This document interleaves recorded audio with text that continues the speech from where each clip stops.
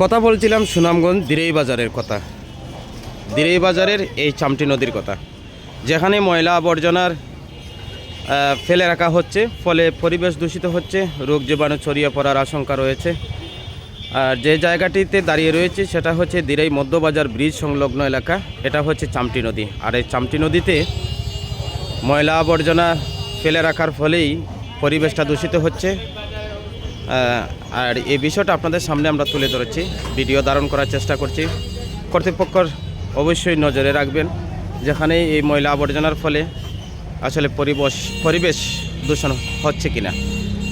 এটা হচ্ছে যে আপনারা দেখেন যে দিরেই বাজারের এই যে দিরেই ফার্মা অথবা অনুকূল ফার্মেসির সংলগ্ন বাজার ব্রিজের পাশেই কিন্তু এই চামটি নদী। আর এই চামটি নদীতে দেখেন দুর্গন্ধ ছড়িয়ে পড়ছে, যেখানে রোগ জীবাণু অহরহ বাড়তেছে।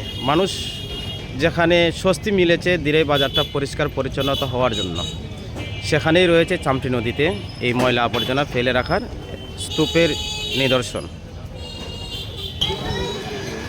যেখানে দিরেই বাজারের পরিষ্কার পরিচ্ছন্নতার জন্য এবং হকার মুক্ত বাজার করার জন্য দিরেই নির্বাহী অফিসার মহোদয় যথেষ্ট পরিমাণ কাজ করেছেন এবং প্রশংসনীয় কাজ করেছেন। এখন দিরেই বাজার সৌন্দর্যতা ভরে গেছে।